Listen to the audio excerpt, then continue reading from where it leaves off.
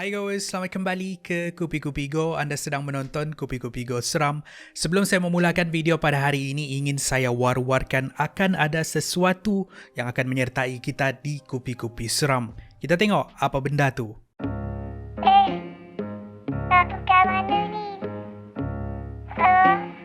Badan aku. Asal badan aku macam ni? Korang siapa?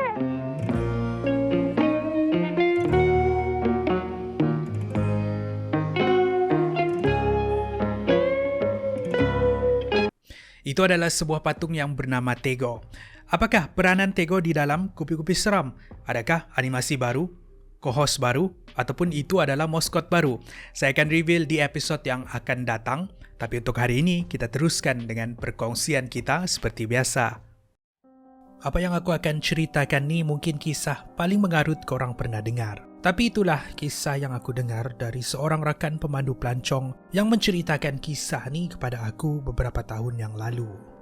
Oh, sebelum tu, aku ingin memperkenalkan diri. Nama aku Richard, orang panggil aku Richja. Aku bekerja sebagai seorang pemandu pelancong di salah sebuah negeri di Borneo ni. Negeri mana? Tekalah, ada dua je pun negeri di Borneo di Malaysia ni kan. Tapi tempat tu tak penting. Untuk kami yang bekerja sebagai pemandu pelancong ni, memang kami kenal sesama sendiri. Tidak kisahlah pemandu pelancong dari syarikat pelancongan, persendirian, pemandu bas, pemilik restoran. Pokoknya, kalau ada kaitan pasal pelancong, memang kami akan kenal sesama sendiri. Dan destinasi kami ni selalunya sama aja. Jadi selalulah kami bertembung. Kadang-kadang kami tolong-menolong juga. Dengan itu ramailah rakan-rakan pemandu pelancong yang aku kenal. Salah seorang daripada mereka ni bernama Acai, bukan nama sebenar. Ada satu ketika kami duduk bersembang di kedai kopi, cerita pasal kerja lah, politik lah, keluarga lah, sehinggalah kami sampai ke satu topik yang menarik perhatian aku. Masing-masing ditemani secangkir kopi. Acai membuka mulut. Rich, kau nak dengar satu cerita kah? Aku kata, cerita apa Acai? Acai kata, ini tentang satu rombongan pelancong yang aku bawa beberapa bulan yang lalu. Rombongan pelancong dari China. Aku kata, kenapa? Ada apa-apa yang jadi kah? Acai pun mula bercerita. Kata Acai, 2 bulan lalu dia ada menerima satu tempahan dari seorang warga negara China yang memperkenalkan diri dia sebagai Mr. Lau. Mr. Lau kata dia nak bawa rombongan dia melancong daripada China ke sini. Awal-awal tu, Acai ingatkan ini rombongan pelancong yang biasa, tetapi ganjil bila Mr. Lau ada membuat satu permintaan yang tidak masuk akal. Rombongan Mr. Lau ini adalah rombongan orang yang sudah meninggal dunia. Dengan erti kata lain, hantu. Aku kata, gila kau ni Cai. Ada pula hantu nak melancong. Kau jangan main-main. Acai kata, itulah aku cakap. Aku ingatkan ini scammer. Dia nak prank aku kah? Aku siap marah lagi. Aku cakap dia scammer penipu. Aku kata dengan Mr. Lau, kalau betul, masukkan deposit. Kau tahu apa Rich? Kata Acai. Dia bayar full amount untuk tanggung kos pelancongan untuk 15 orang kepada aku. Masa ni lah aku mula percaya. Tapi aku pun buat macam biasa aja. Aku bagi jadual, tempah semua tiket kapal terbang, sediakan bas, sediakan tempat makan dan tempat untuk melancong. Semuanya untuk 15 orang, kata Acai. Aku pula semakin kusyuk mendengar cerita si Acai ni. Cerita Acai lagi, tibalah tarik rombongan Mr. Lau ini sampai ke negeri kami. Acai menunggu di lapangan terbang. Dengan perasaan berdebar, dia memegang plakat ataupun kad yang menulis nama Mr. Lau supaya kalau diorang keluar je dari pintu ketibaan, diorang nampak Acai berdiri di situ menjemput mereka. Sekitar pukul 3.45 petang, pesawat mereka dijadualkan mendarat. Mr. Lau keluar dari pintu diikuti oleh 2 lagi orang di kanan dan kirinya.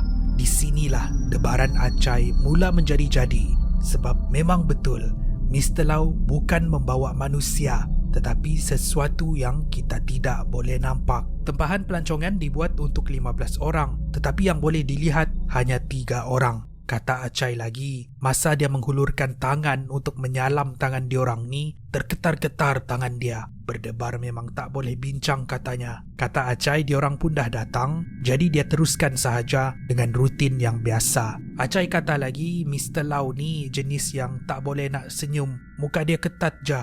Iyalah, muka siapa yang tak ketat kalau bawa hantu melancong kan? Acai kekal profesional dan membawa Mr. Lau dan rombongannya menaiki bas pelancongan yang sudah ada di situ menunggu mereka. Di sinilah keadaan menjadi semakin menyeramkan. Bila di dalam bas tu hanya ada Acai, pemandu bas, Mr. Lau dan 2 orang yang bersama dia tadi. Sementara kerusi di belakang semuanya kosong. Yang lagi ganjil, Mr. Lau dan 2 orang tadi sibuk bercakap dengan orang-orang halimunan yang Acai dan pemandu bas tak nampak.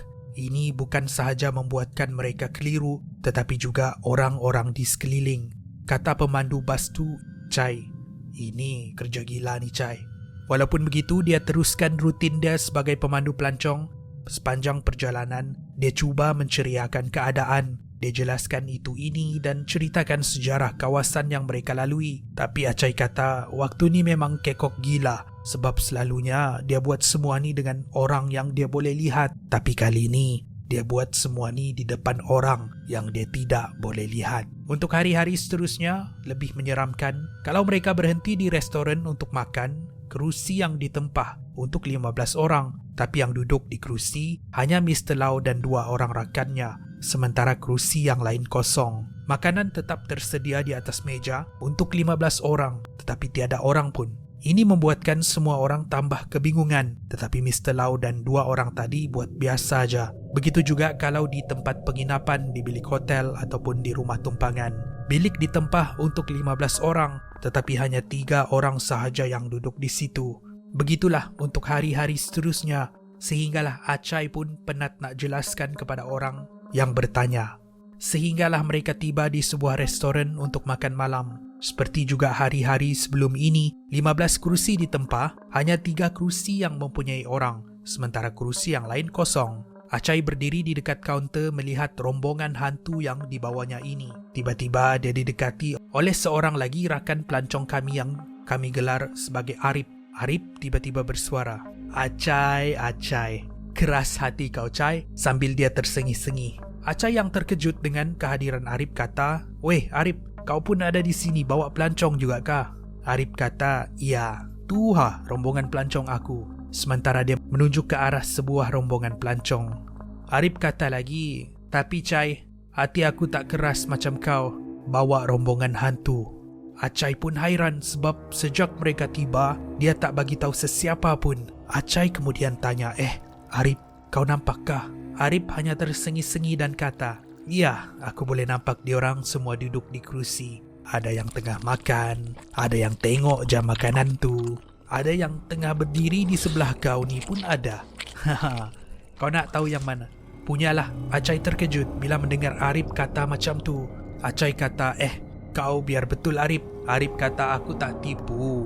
Aku ni memang jenis boleh nampak, tapi wajah diorang tak seperti yang kau sangka, Acai. Acai pun bertanya, rupa diorang macam mana? Arif terdiam sekejap dan kata, senang cerita, macam mana rupa diorang masa meninggal, begitulah wajah diorang. Yang mati cantik, cantiklah. Yang mati aksiden muka pecah, begitulah rupa diorang. Yang mati dihempap pun begitulah. Aku rasa baiklah kau tak nampak. Takut-takut kalau kau nampak tak dapat tidur pula.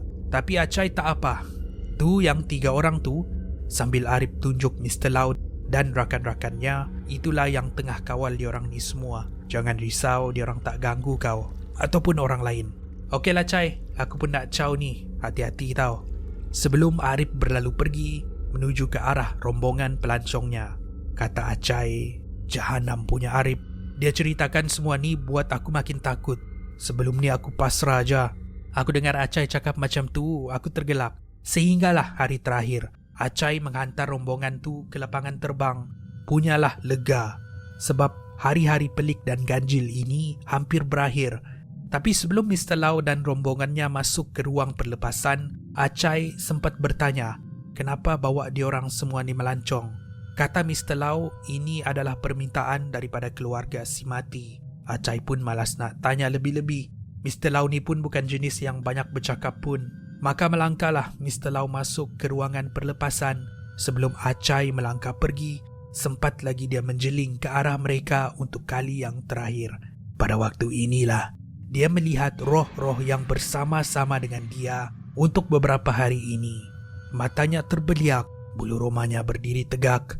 Memang benar apa yang dikatakan Arif. Wajah-wajah mereka ni ada yang cantik, ada yang hodoh, ada yang melambai ke arah Acai, ada yang wajahnya bengis melihat dia sebelum mereka semua hilang dari pandangan Acai. Dan betullah kata Arif, mujurlah dia tak nampak wajah-wajah mereka semua tu semasa membawa rombongan tu ke sana sini. Kalau tak, confirm hari pertama dah cancel. Begitulah kisah si Acai dan rombongan pelancong misteri dari China.